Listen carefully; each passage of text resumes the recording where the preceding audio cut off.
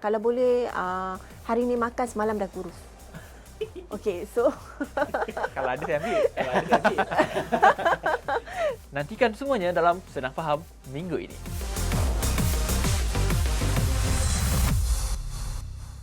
Assalamualaikum, apa khabar semua penonton setia Senang Faham? Harap-harapnya semuanya okey dan korang punya tahun 2024 berjalan dengan lancar. Dan sebelum ni kita ada bincang soal nak diet cara betul. Adakah diet untuk kurus, diet untuk sihat? Sekarang ni kita nak bercakap soal nak kurus ni, perlukah kita ambil ubat kurus? Ataupun adakah cara kita nak kurus dengan betul? Dan kurus ini terbagi kepada beberapa perkara jugalah. Ada orang kurus sihat, ada orang kurus nampak macam tak sihat. Itu yang kita nak bincang. Dan sekali lagi hari ini, saya bawakan ke studio Puan Suraini Wahab, pakar nutrisi kita hari ini. Apa khabar Puan? Alhamdulillah sihat. Bila cakap pasal Puan ni, kita nak cakap soal makan lah. Soal nak kurus, soal nak diet. Itu kita cakap pasal diet. Hari ni kita nak kata soal kurus. Kurus ni, setahu saya ada beberapa jenis kurus. Ada orang nampak kurus, kurus sihat. Ada orang tak nampak macam ni kurus tapi nampak macam sakit, nampak macam lemah. Betul ke ni Puan sebenarnya? Kurus ni of course lah macam Hafiz cakap tadi, ada kurus yang sihat, ada kurus yang tak sihat. So sebenarnya kita kena tengok kurus tu maksudnya kategori berat badan yang macam mana. Berat badan kita ni dia ada berat badan yang ideal. BMI tu? BMI, yes. Kita tengok pada BMI 23, 25 lah. Okey, yang berat badan yang ideal lah. So itu yang kita definisikan sebagai sihat lah, kurus yang sihat. Tapi hari ni kalau kita tengok ramai orang dia mengejar-ngejar kurus sehingga terlampau kurus lah. Itu pun sakit underweight juga. Lah. Underweight. BMI bawah 18, underweight. Tapi kalau tengok ada juga masalah dengan kurus tau. Contohnya mereka yang ada masalah anorexia. Okay. Anorexia nervosa. Dia sangat kurus tapi dia rasa diri dia sangat gemuk. Itu masalah mental ke? Dia memang itu adalah isu berkait dengan psikiatri punya isu lah. Itu sampai dia terlampau risau dengan berat badan sehingga mereka langsung tak ambil makanan dan dia jadi banyak isu yang lain lah. Berkaitan kesihatan dah pula. Betul. Yang kurus sampai nampak tulang semua tu lah ya? Betul. Nampak macam tengkorak lah. Itu pun dia kata dia gemuk Apatah dari saya yang seperti ini. Okey, soal kurus ni sebab kita punya perbincangan ni mungkin ada yang nak kata nak kurus ni kena ambil ubat untuk nak kurus dengan cara yang cepat. Tapi soalan saya, adakah kurus ekspres ni? Kecuali dia lahir dah memang betul-betul kurus macam tu lah. Belum okey. Okey, sebenarnya bila kita ada isu berat badan kan, kita nak tambah berat badan tu pun dia takes time sebenarnya. Cuma tak realise lah. Setakat sekilo, 2 kilo, 5 kilo mungkin orang tak realise. Tapi selepas 10 kilo tu, okey mungkin kita dah realise, oh saya dah naik 10 kilo. The process tu adalah takes time sebenarnya.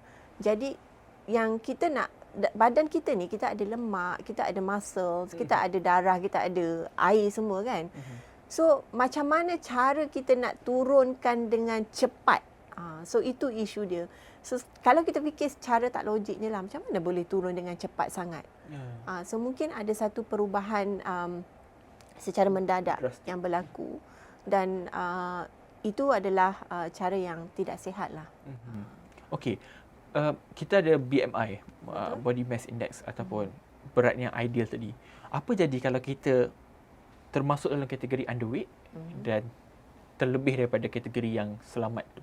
Okey. So kalau ada isu underweight, isu berat badan yang kurang lah. So of course ada isu, kita akan ada masalah kesihatan lah. Mungkin hormon kita ada gangguan hormon ataupun gangguan dari segi tumbesaran dan sebagainya.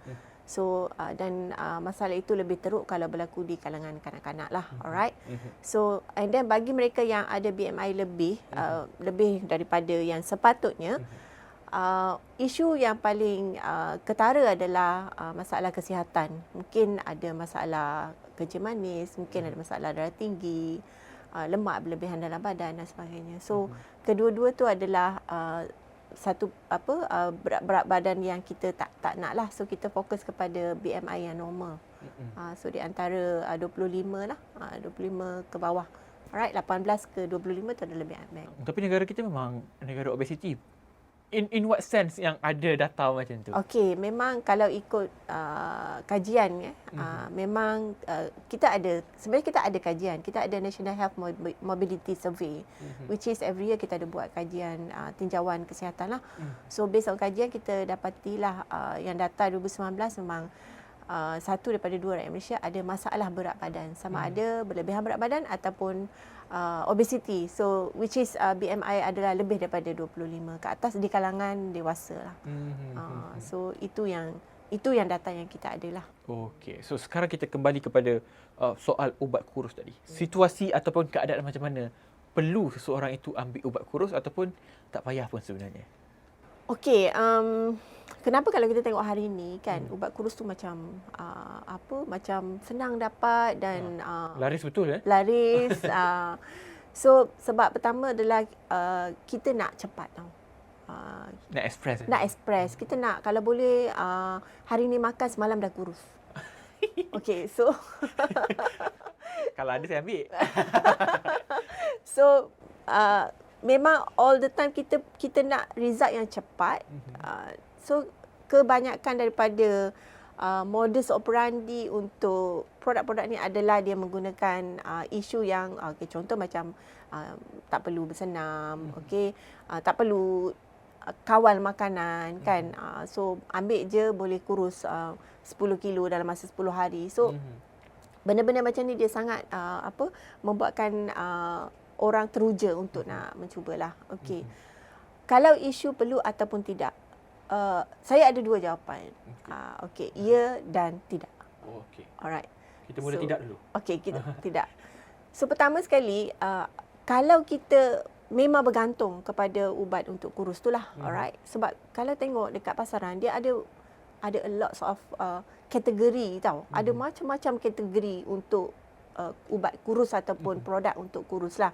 Dari segi pakaian sehinggalah makanan. Okey. So pertama pakaian pun ada kan. Pakai boleh nampak kurus ataupun boleh turun berat badan sekian-sekian dengan hanya pakai seluar dan baju macam ni. Alright. So lepas tu kita ada juga ubat yang macam minum. Itu adalah sebab minum dia ada sama ada meal supplement ataupun untuk kawal selera makan ataupun tinggi serat ataupun dalam bentuk jus. There's so many. Dan kita juga ada blocker, contoh macam carbo blocker, fat blocker. So kita makan, contoh makan pil carbo blocker, so kita makan carbo tak diserap. Makan fat blocker, makan makanan berlemak, lemak tak diserap. So there's a lot of categories of the product supplement. So sekarang ni kita kena pandai. Yang pertama adalah bila kita macam okey saya nak ambil produk untuk kurus ni. So pertama adalah kita kena tengok adakah produk itu selamat, adakah ianya diluluskan oleh Kementerian Kesihatan Malaysia ataupun ada tak apa-apa sertifikat ataupun apa-apa proof yang mengatakan this product is actually safe to eat lah, safe to consume kan, selamat untuk dimakan. Sebab itu yang paling penting kan, sebab itu yang paling penting yang kita kena faham lah. Alright. Yang kedua adalah kalau kita nak ambil produk tu kita kena tengok adakah ianya untuk kebergantungan kita ataupun untuk kita nak replace certain kita punya meal. Contoh macam pagi kalau kita biasa makan nasi lemak, roti canai kan, so which is kalori yang tinggi. So kita cuba nak ambil something yang kalori rendah, mungkin dalam bentuk serbuk ataupun minuman. So which is that one is okay as long as dia mungkin tinggi nutrien, rendah kalori, sesuatu yang macam itulah. Saya rasa puan pun dah menjawab soal perlu ataupun tidak tu dalam satu nafas yang serentak itu. Okey, saya rasa ini satu tanggungjawab kita juga nak kongsikan kepada penonton kita. Puan, dalam soal sebab sekarang kita lihat ada banyak lambakan produk kurus dan sebagainya. Apa perkara pertama yang perlu kita lihat supaya kita perlu berhati-hati sebab kita tak nak kita nak kurus tapi kita sanggup sangat ataupun terdesak sangat nak kurus sampai kan kita tak sedar sebenarnya produk-produk ni sangat membahaya kepada kita. Apa indikator utama yang perlu kita lihat? Yang pertama adalah kelulusan daripada Kementerian Kesihatan Malaysia. So kita kena tengok sama ada ubat itu adalah kategori ubat ataupun kategori makanan. Sebab kita ini selalu ramai orang pandang ni. Betul, sebab biasa ada juga yang mengatakan produk kami diluluskan oleh Kementerian Kesihatan Malaysia. Okey. lulus tu dia ada, satu adalah lulus dari segi ubat lah. So kalau ubat dia adalah dia punya MEL, punya pendaftaran dan sebagainya. Dan normally produk yang berbentuk-bentuk pil macam tu memang memerlukan kelulusan yang daripada Kementerian Kesihatan Malaysia. Tapi ada juga satu bahagian yang dinamakan adalah kelulusan kerana produk itu adalah makanan. Contohnya macam minuman-minuman seperti kopi, makanan seperti minuman jus ataupun bancuhan, serbuk-serbuk, coklat dan sebagainya. So itu hanya kelulusan daripada kementerian kerana ianya adalah makanan. So biasanya kalau produk yang makanan ni kita tak boleh claim, kita tak boleh membuat tuntutan claim macam okey produk ni kurus boleh menurunkan 10 kilo dan sebagainya sebab dia adalah sekadar makanan. Mungkin makanan pengganti kepada nasi lemak roti canai tadi tapi lebih lebih rendah dengan kalori. Tidak sepatutnya tidak dipasarkan dengan secara berlebih-lebihan lah. Biasanya. Overrated kadang-kadang. Overrated, yes. Okey. Tips kalau kita nak kurus, kita tetap kena makan. Dan rakyat Malaysia ini, nasi itu kalau tak makan, macam saya kalau tak makan nasi, saya pening kepala. Okay. So ada konsep suku-suku separuh lah. Apa lagi konsep yang perlu kita ada supaya kita tak perlulah ambil obat kurus ni, tapi kita cara yang sihat, semua sihat. Tak adalah kita ada masuk banyak sangat benda asing dalam badan. Kalau pada saya lah, okey. Pertama sekali adalah fokus kepada makanan secara semula jadi. Kalau kita makan ikan, makanlah ikan, bentuk ikan. Janganlah ikan dalam bentuk bola-bola ke kan. So fokus kepada makanan semula jadilah, which is plant-based food. Alright, so yang pertama. Yang kedua adalah ikut portion. Contoh macam suku-suku separuh, yes. Tapi kebanyakan kita hanya amalkan suku-suku separuh tu waktu tengah hari ataupun malam. Pagi kita tak amalkan suku-suku separuh. So biasanya suku-suku separuh tu kena amalkan the whole main meal lah. Kalau pagi pun kena ada suku-suku separuh juga. Contoh kalau nak makan nasi lemak, yes, tak ada isu, boleh makan nasi lemak. Suku nasi lemak, suku protein, dan separuh tu adalah sayur. Tapi biasa tengok nasi lemak kita cuma ada 2 keping je. Timun kan, betul. which is tak cukup suku separuh. Okay. Salah tu. Salah lah. So biasa tengok kepada, tapi yang paling penting adalah kita kena tengok amalan kita. Kita suka makan apa. So kita ubah sikit demi sedikit lah. Bukan sekaligus, saya nak diet, hari ni saya amalkan suku-suku separuh. Padahal kita ni biasa makan nasi, 1 pinggan penuh menimbun kan. Dia tak ada shortcut lah sebenarnya. Dia tak ada shortcut lah. So kena berhati-hatilah nak kurus ni. Sebab kita nak ubah lifestyle. Selagi kita tak ubah lifestyle, selagi tu kita tak boleh capai permanent weight loss. Okey. Tadi kita kata soal negara kita obesiti paling tinggi. Mungkin boleh ada contoh negara-negara lain yang memang rakyat dia macam steady je berat badan, yang kita boleh ikut contoh mereka lah. Boleh ikut contoh mereka. Sebenarnya kalau tengok di Asia Tenggara ni, kita memang negara yang paling berbahaya mempunyai berat badan yang paling negara yang paling obes lah. Alright. So apakah negara-negara yang kita boleh contoh?